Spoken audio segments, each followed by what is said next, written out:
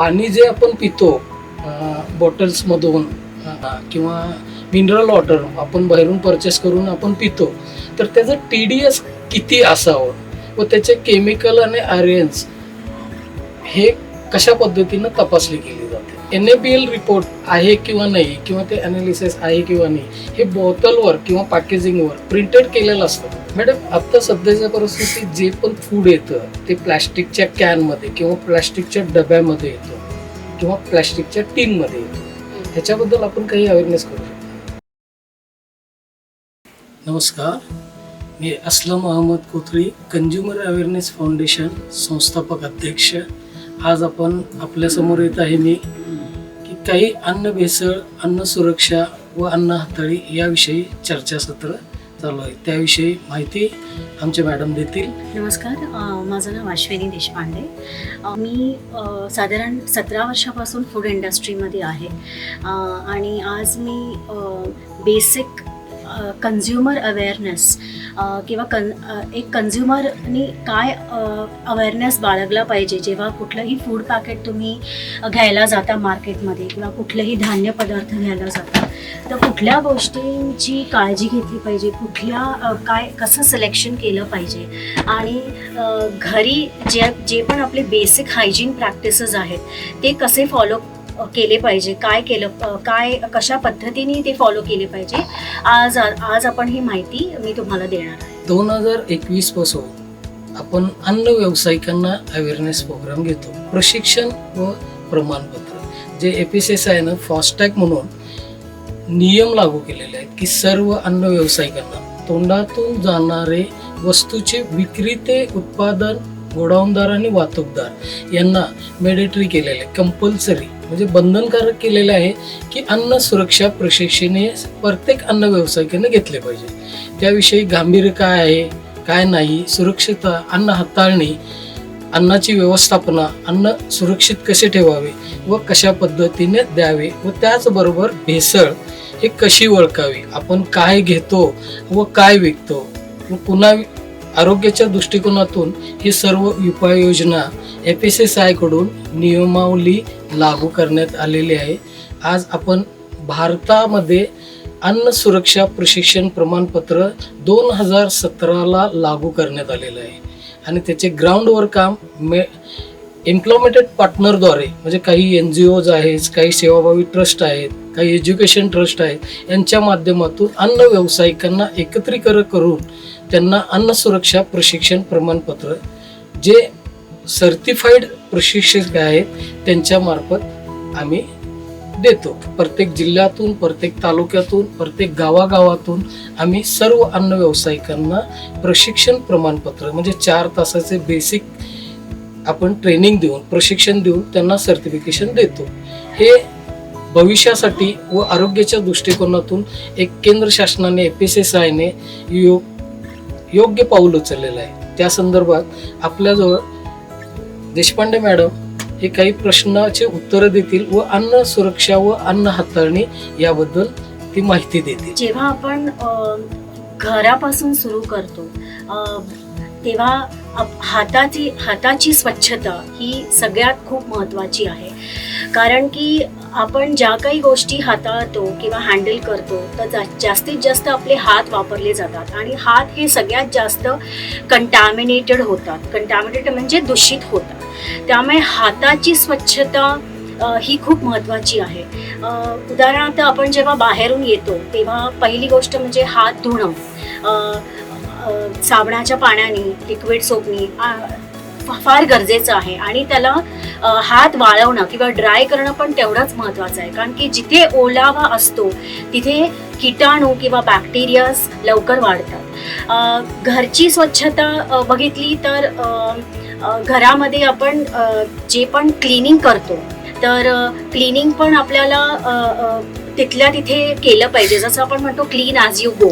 म्हणजे उदाहरणार्थ आपण जर किचनमध्ये काही कापलं म्हणजे आपण कटिंग बोर्डवर काही कटिंग केलं आणि तिथे जर भाजीचे काही अनवॉन्टेड मटेरियल किंवा जो कचरा आजूबाजूला पडलेला असतो तो ते काम झाल्यानंतर लगेच त्याची स्वच्छता करायची आहे.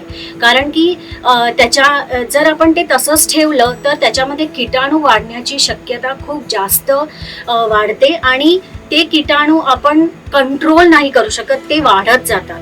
तर जवळजवळ एका तासामध्ये त्याचं करोडोमध्ये मल्टिप्लिकेशन होतं. ओके, त्यामुळे आपल्याला क्लीन ॲज यू गो हे जे कन्सेप्ट आहे ही आपल्याला घरी फॉलो केले पाहिजे. दुसरं म्हणजे आता पावसाळा सुरू होतो झालेलाच आहे. त्याच्यामध्ये पाणी हे सगळ्यात दूषित पाणी आपल्याला येतं. मे बी वॉटर टँक्समध्ये किंवा जे रिझर्वॉयर्स असतात, ओके, जेव्हा म्हणजे डॅम्समधून जेव्हा पाणी सोडतात, जे पाणी पुरवलं जातं किंवा कॉर्पोरेशनमधले जे टँक्स असतात, अर्थात ते क्लिनिंग करतच असतील, पण आपण ॲज अ ह्युमन बिईंग म्हणून आपल्या घरच्या फॅमिली आपली सुरक्षित राहावी त्याच्यासाठी आपण पाणी वॉटर प्युरिफायर्स जे आपण घरी बसवतो त्याच्या थ्रू पाणी पिणं गरजेचं आहे. जर वॉटर प्युरिफायर्स नसतील तर पाणी उकळून पिणं गरजेचं आहे. कारण की पाणी हे सगळ्यात जास्त दूषित होतं. कारण की जे काही फार्म्स आहेत किंवा जे वॉटर पाईपलाईन्स आहेत ते ॲनिमल फिकल म्हणजे ॲनिमल वेस्ट, ओके, किंवा ह्युमन फिकल, ओके, जे शेतामध्ये हे जे फिकल मॅटर आहे ते पाण्याद्वारे पाईप्समध्ये जाऊन ते कंटॅमिनेट होऊ शकतं. ओके, किंवा फार्म्समध्ये जे काही फार्मिंग केलं जातं त्याच्यामध्ये जे पाणी दिलं जातं त्याच्या थ्रू पण वॉटर पाईपलाईन्स जर लिकेज असेल, ओके, तर त्याच्या थ्रू पाणी कंटॅमिनेशन खूप जास्त वाढतं किंवा पाणी खूप दूषित होतं. त्यामुळे ती आपल्याला गरज आहे की वॉटर कंटॅमिनेशन व्हायला नको आहे. ओके, सो वॉटरमध्ये काही कॉमन बॅक्टेरियाज जे वाढतात जसं ई कोलाय आहे, ओके, किंवा सॅल्मोनेला आहे, हे खूप घातक आहेत आणि हे जर आपल्या शरीरात गेले तर आपल्याला फूड इन्फेक्शन, फूड पॉयझनिंग किंवा फूडबोर्न इलनेस होण्याची शक्यता असते. मॅडम, पाणी जे आपण पितो बॉटल्समधून किंवा मिनरल वॉटर आपण बाहेरून परचेस करून आपण पितो, तर त्याचं TDS किती असावं व त्याचे केमिकल आणि आयर्न्स हे कशा पद्धतीनं तपासली केली जाते? तर आता जे प्युरिफायर्स असतात जसं की युरेकाचं आहे किंवा हे नॅचरली त्याच्यामध्ये जे कंटॅमिनंट्स असतात किंवा जे काही TDS असतं ते ऑटोमॅटिकली त्याच्यामध्ये कंट्रोल होतं आणि आपल्याला प्युरिफाईड वॉटर आपण पिऊ शकतो त्याच्यातून. पण आपल्याला जर खरंच त्याची जसं की आता फूड इंडस्ट्रीज आहेत किंवा फूड कंपनीज आहेत त्यांना वॉटर टेस्टिंग करणं गरजेचं आहे. तर हे जे काही FBOs आहेत किंवा फूड बिझनेस ऑपरेटर्स आहेत त्यांना FSSAIनी वॉटर टेस्टिंग हे मॅन्डेटरी केलं आहे, जे IS 10500 स्टँडर्ड प्रमाणे त्यांना करून घेणं गरजेचं आहे. त्याच्यामध्ये जवळजवळ 64 पॅरामीटर्स आहेत, म्हणजे केमिकल अनालिसिस, मायक्रोबियल अनालिसिस आणि रेडिओ ॲक्टिव्ह एलिमेंट्स. ओके, तर त्याप्रमाणे त्यांना वॉटर टेस्टिंग करून घेणं गरजेचं आहे आणि तेच पाणी प्रोसेसिंगला, वॉशिंगला वापरलं गेलं पाहिजे. म्हणजे 50 ते 100 TDS असेल तर तो पाणी पिण्यायोग्य आहे असा NABLचा रिपोर्ट आहे. हो, 100 ते 200 हा पिण्यायोग्य आहे आणि 150च्या प्लसमध्ये गेले की ते पाणी पिऊ नका, तो शरीराला घातक आहे. आणि 250 प्लसमध्ये गेला तर तुम्ही टोटली विष पिताय असा तो TDSचा रिपोर्ट आहे. तर मला सांगा मॅडम की हॉटेलवाल्यांना आणि जे इंडस्ट्रीजवाल्यांना बंधनकारक केलेलं आहे की वॉटर टेस्टिंग पाहिजे, तर ते वॉटर टेस्टिंग कुणाकडून घ्यायचं आहे व कशा पद्धतीचं पाहिजे? ते जे NABL ॲक्रेडिटेड लॅब्स आहेत, ओके, त्याच्या थ्रूच ज्यांचे रेस्टॉरंट्स आहेत, ज्यांचे केटरिंग इन्स्टिट्यूट्स आहेत किंवा FBOs आहेत त्यांनी NABL ॲक्रेडिटेड लॅबकडूनच टेस्टिंग केलं पाहिजे. कारण की NABL ॲक्रेडिटेड लॅब्स जे असतात त्यांचं स्वतःचं हे सर्टिफिकेशन त्यांना मिळतं बाय सर्टिफिकेशन बॉडीज. त्यामुळे आपल्याला NABL accredited लॅब्समधूनच त्यांनी वॉटर टेस्टिंग करून घ्यायचं आहे.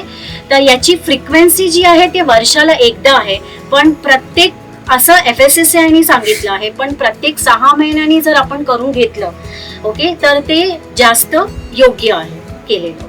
बऱ्याचशा कंपन्या हे मार्केटमध्ये बॉटल विकतात, तर यांच्याकडे NABL रिपोर्ट आहे किंवा नाही, किंवा ते अनालिसिस आहे किंवा नाही, हे बॉटलवर किंवा पॅकेजिंगवर प्रिंटेड केलेलं असतं?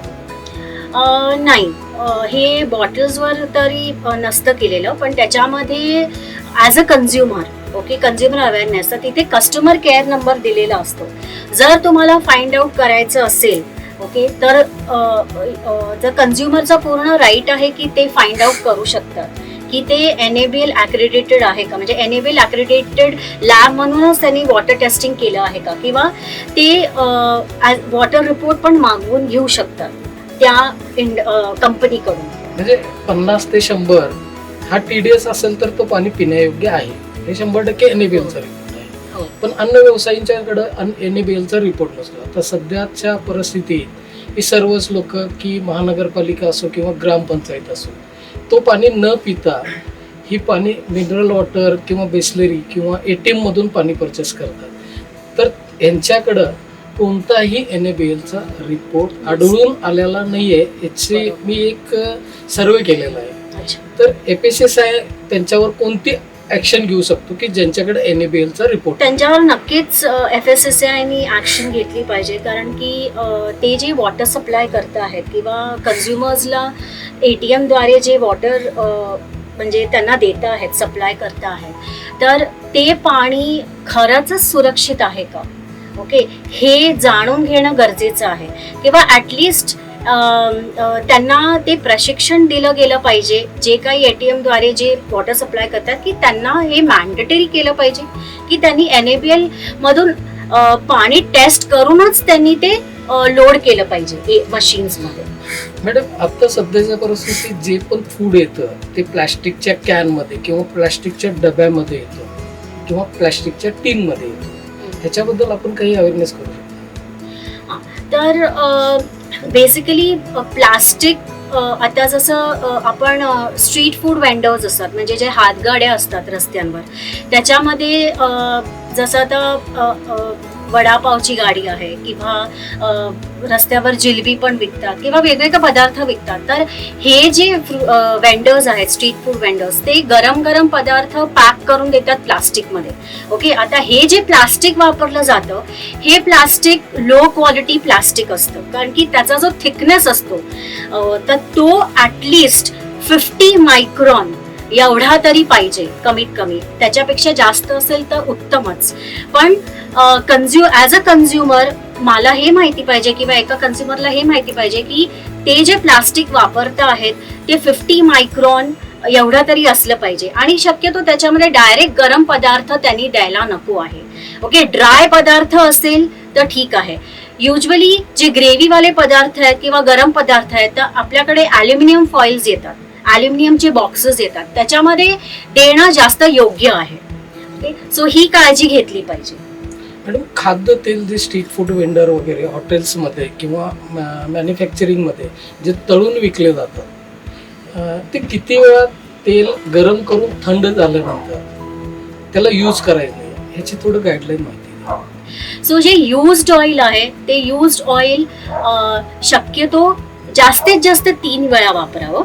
म्हणजे जर मी काही तळलं, एखादा पदार्थ तळला, तो तळल्यानंतर परत मी 2दा त्याला यूज करू शकते, पण त्याच्यावर मला ते यूज करायचं नाहीये. ते आपल्याला एक तर डिस्कार्ड करायचं आहे, कारण की त्याच्यामध्ये ऑक्सिडेशन होतं. ऑक्सिडेशन म्हणजे जे काही त्याच्यामधले फॅटी ऍसिड्स असतात ते फॅटी ऍसिड्स कॉम्प्लेक्स फॉर्ममध्ये असतात.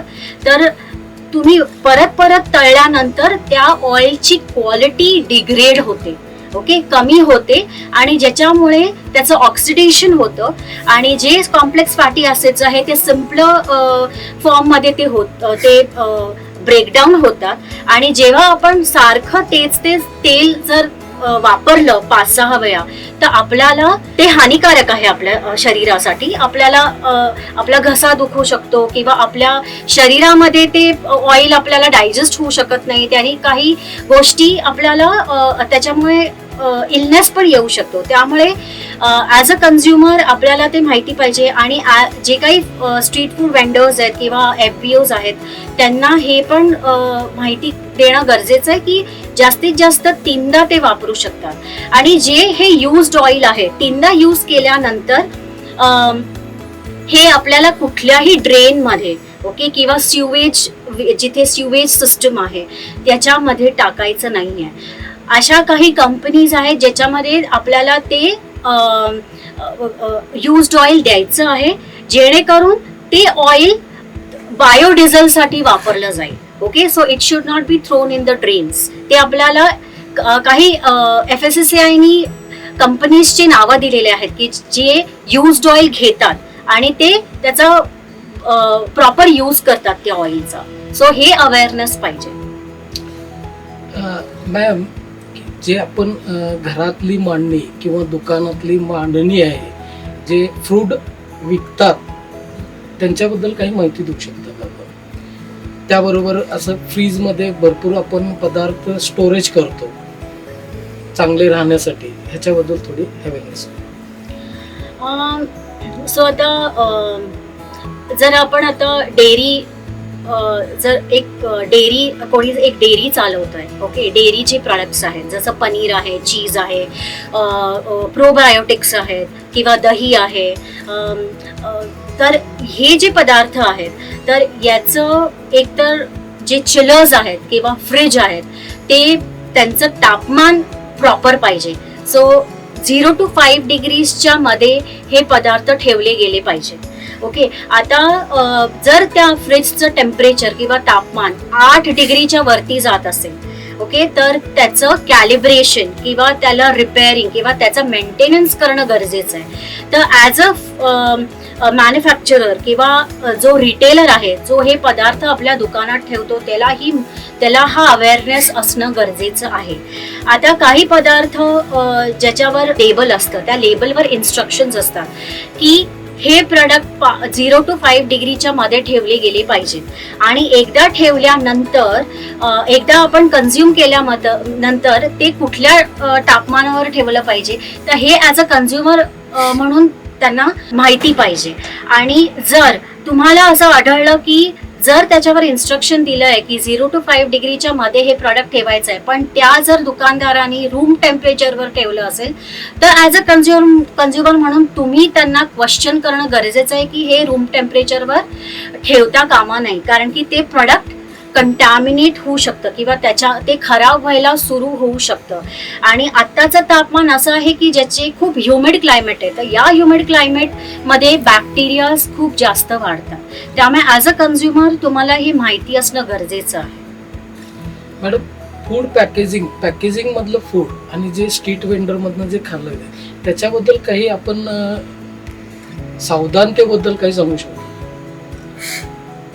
आता पॅकेज्ड फूड म्हणजे आता जसं चिप्स आहेत किंवा मिल्क आणि मिल्क प्रोडक्ट्स पण पॅकेजमध्ये येतात. जसं पॅक्ड पनीर आहे, अमूलचं पनीर म्हणा ओके, किंवा चीज म्हणा ओके. तर पॅकेजिंग हे आपण फूड पॅकेजिंग आपण कशासाठी करतो की ते प्रोडक्ट आपलं टिकावं, ते चांगलं राहावं, त्याला ते खराब नाही व्हावं ओके, त्याचा फ्रेशनेस राहावा ओके. तर पॅकेज्ड फूड हे जास्त सेफ आहे as per the street food जे ते लोक पॅक करून देतात, दॅट इज ऑलवेज सेफ.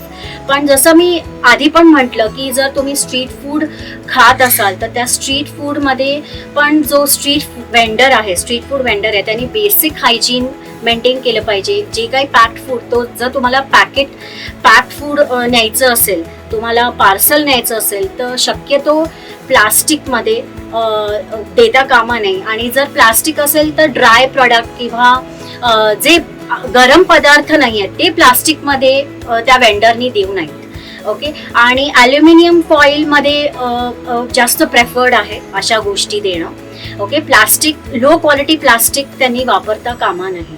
आणि पॅक्ड फूड म्हणाल तर packed food is always better, it is more safe. पण त्याचे ड्रॉबॅक्स पण आहेत की ॲज अ कन्झ्युमर तुम्हाला हेही माहिती पाहिजे की त्याच्यामध्ये हाय सॉल्ट कंटेंट असतं, हाय शुगर कंटेंट असतं, हाय फॅट्स असतात, ओके, जे ट्रान्स फॅट्स असतात किंवा सॅच्युरेटेड फॅटी ॲसिड्स असतात. त्यामुळे तुम्हाला पॅक्ड फूड विकत घेताना या सगळ्या गोष्टी तुम्हाला बघणं गरजेचं आहे की त्याच्यामध्ये न्यूट्रिशनल व्हॅल्यू त्यांनी मेन्शन केली आहे की नाही, न्यूट्रिशन फॅक्ट्स त्याच्यावर मेन्शन केले गेले पाहिजेत, त्याच्यावर इन्ग्रेडियंट लिस्ट पाहिजे, त्याच्यावर FSSAI लायसन्स नंबर आहे की नाही तो तुम्हाला चेक करायचा आहे, त्याची expiry date, use by date हे तुम्हाला माहिती करून घेणं पण गरजेचं आहे. प्लस जर तुम्ही आजकाल चिप्सचे जे पॅकेट्स असतात ते असे फुगलेले असतात कारण की त्याच्यामध्ये नायट्रोजन गॅसचं फ्लशिंग केलेलं असतं, ज्याच्यामुळे तो प्रॉडक्ट त्याचा जे फ्रेशनेस आहे किंवा क्रिस्पीनेस आहे तो टिकावा 6 महिने किंवा 12 महिने जे काही मॅन्युफॅक्चरनी शेल्फ लाईफ दिली आहे. ओके, सो त्याप्रमाणे ते डिझाईन करतात पॅकेजिंग. पण तुम्हाला जर असं वाटलं की ते जे पॅकेट आहे वेफर्सचं पॅकेट ते म्हणजे फुगलेलं नाहीये किंवा त्यातली हवा गेलेली आहे, तर असं प्लीज ते पॅकेट विकत घेऊ नका. ओके, कारण की त्याच्यामध्ये हवा जाऊन ते मे बी प्रॉडक्ट खराब व्हायला सुरू झालेलं असतं किंवा त्याचा जो फ्रेशनेस आहे तो गेलेला असतो. त्यामुळे ॲज अ कन्झ्युमर तुम्हाला हे माहिती असणं गरजेचं आहे. दुसरं म्हणजे जे टेट्रा पॅक्स असतात, जसं आपल्याला टेट्रापॅक ज्युसेस येतात किंवा टेट्रापॅक मिल्क येतं, ओके, किंवा टिन्स येतात, म्हणजे मँगो पल्पचं टिन आहे किंवा बेक्ड बीन्सचं टिन आहे किंवा कॉर्नचं टिन आहे किंवा हॅलोपेनोसचं टिन येतं. तर या ज्या टेट्रापॅकमध्ये आणि टिन्समध्ये ज्या गोष्टी असतात ते टिन किंवा टेट्रापॅक कधीही डेंटेड नसावं. डेंटेड म्हणजे चेपलेलं, ओके, किंवा पफ्ड नसावं किंवा फुगलेलं नसावं, कारण की ते 100% ते त्याच्यामध्ये ऑलरेडी प्रोडक्ट हळूहळू ते खराब व्हायला सुरू होतं. म्हणजे आपल्याला मे बी उघडल्यानंतर दिसेल की नाही ते चांगलं आहे, पण हळूहळू डिटोरिएशन त्याचं सुरू होतं. त्यामुळे अशा गोष्टी तुम्ही विकत घेऊ नका मार्केटमध्ये. हा अवेअरनेस तुम्हाला माहिती पाहिजे ॲज अ कन्झ्युमर म्हणून. मॅडम, जे खाण्याच्या फूडमध्ये जो कलर यूज केला जातो तो बॅन असून सुद्धा तो कलर वापरला जातो, तर आपण कुठल्या कलर प्रोडक्ट घ्यायचे किंवा नाही आहे याची थोडी माहिती. So as per FSSAI artificial colours जे वापरले जातात, ओके, तर ते ॲक्च्युली काही आर्टिफिशियल कलर्स बॅन्ड आहेत, काही अलाउड पण आहेत, पण त्याचं पण लिमिट आहे, परमिसेबल लिमिट, म्हणजे PPM लेवलवर, म्हणजे अगदी कमी प्रमाणात ते वापरू शकतात. FBOs म्हणजे फूड बिझनेस ऑपरेटर्स किंवा ज्यांची मॅन्युफॅक्चरिंग कंपनी आहे ते स्नॅक्स आयटम्समध्ये अगदी परमिसेबल लिमिटमध्ये वापरू शकतात. ते पण ठराविक कलर्सच, आर्टिफिशियल कलर्स, त्याची लिस्ट दिलेली आहे FSSAI पोर्टलवर. ओके, तर ते वापरू शकतात.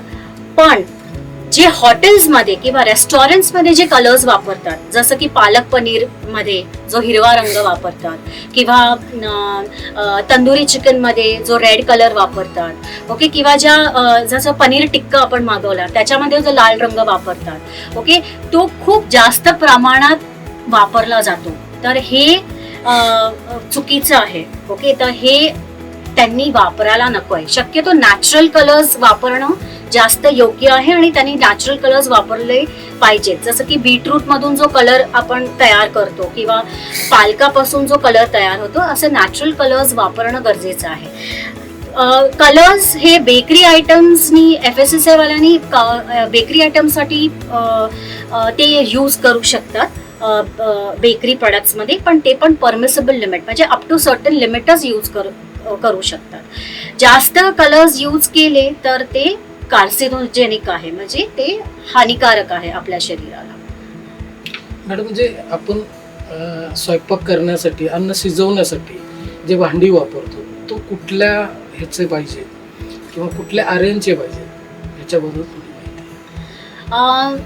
सो युजली SS म्हणजे स्टेनलेस स्टील, ओके, याचे याच मटेरियलचं आपण जर वापर केला अन्न शिजवण्यामध्ये तर ते जास्त बेटर आहे. ॲल्युमिनियम हे खूप मोठ्या प्रमाणात मेटल वापरलं जातं बिकॉज त्याची कॉस्ट कमी असते, ते कन्व्हिनियंट आहे वापरायला. युजली तुम्ही बघाल सगळ्या बेकरीजमध्ये ॲल्युमिनियमचे ट्रेज, ॲल्युमिनियमचे मोल्ड्स, ओके, जास्त प्रमाणात ॲल्युमिनियम यूज केलं जातं बिकॉज इट इज एक तर ते स्वस्त पण आहे आणि ते लवकर हीट होतं. Okay, it is a good conductor of heat.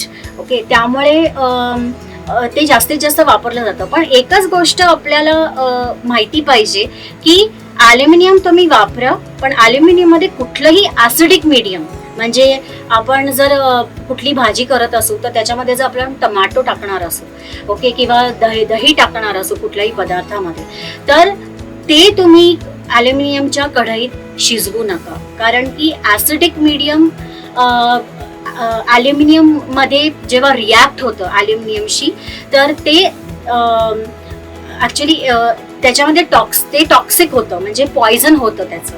So ते ॲसिड लीच आउट होतं आणि ते आपल्या शरीराला चांगलं नसतं. त्यामुळे कुठलंही acidic medium you should not cook in aluminium material. बाकी शक्यतो सेफर साईड एसएसचं तुम्ही वापरा, स्टेनलेस स्टील वापरा कुकिंगसाठी. आपण जे भाजीपाला आणतो, फ्रूट्स आणतो, त्याच्याविषयी काही आपल्याला जागरूकता केली पाहिजे किंवा त्याच्याविषयी काय आपल्याला स्वच्छता किंवा ते कटिंग केल्यानंतर धुतलं जातं, ते कशा पद्धतीनं धुतलं पाहिजे हे थोडं. सो आता फळभाज्या, पालेभाज्या आणि फळं, ओके, आपल्याला माहिती आहे की याच्यावर काही काही म्हणजे फळांवर, भाज्यांवर फवारणी होते. पेस्टिसाइड्स, इन्सेक्टिसाइड्स हे स्प्रे होतात, ओके, आणि जे ऑब्व्हियसली आपल्या शरीराला ते खूप जास्त घातक आहेत. म्हणून आपल्याला हा अवेअरनेस पाहिजे की जेव्हा आपण मार्केटमधून भाजी आणतो, ओके, एकतर पालेभाज्यांना प्रचंड माती असते, ओके, आणि त्याच्यामध्ये सॉइलमध्ये ऑलरेडी खूप किटाणू असतात. त्यामुळे ते त्या आपल्या शरीरात नाही जावे म्हणून पालेभाजी एक तर तुम्ही घरी आल्यानंतर त्याचे जे मागचे रूट्स असतात, मुळं असतात, ज्याला खूप जास्त माती असते, ते तुम्ही कट करून ते व्यवस्थित डिस्पोज करा. ती भाजी स्वच्छ धुवा, ती एका कापडावर तुम्ही ते ड्राय करा आणि मग ती तुम्ही कट करून तुम्ही ती यूज करू शकता. त्यामुळे क्लिनिंग हे खूप गरजेचं आहे. तुम्ही थोडंसं वॉर्म वॉटरमध्ये तुम्ही त्याच्यामध्ये थोडं मीठ घाला आणि हळद घाला आणि थोडं 1-2-5 मिनिटं तुम्ही त्याला बुडवून ठेवा त्याच्यामध्ये, जेणेकरून ते किटाणू आहेत त्याचं रिडक्शन होईल, म्हणजे ते कमी होतील आणि ते जास्त योग्य राहील वापरणं. तसंच फळभाज्यांचं पण, ते पण स्वच्छ धुवा, थोडंसं पाण्यात ठेवा. फळांचं पण तसंच आपण करू शकतो की जे फिल्टर्ड वॉटर असेल तर ते फळांना पण आपण पाण्यामध्ये थोडंसं भिजत ठेवू शकतो 5-10 मिनिटं. स्पेशली द्राक्ष, ओके, द्राक्ष आहे किंवा जांभळं आहेत, चेरीज आहेत, तर ही फळं तुम्ही थोड्या वेळ पाण्यात 5-10 मिनिटं भिजत ठेवा आणि मग तुम्ही त्याचा वापर करा. तर सर्रास हॉटेलमध्ये मॅडम की काय सुरक्षितता बघितली पाहिजे. आता ते अजिनोमोटो वापरलं जाते, ते अजिनोमोटो कशा पद्धतीनं वापरलं जाते हे मला माहीत नाही, पण मी खाऊन येतो.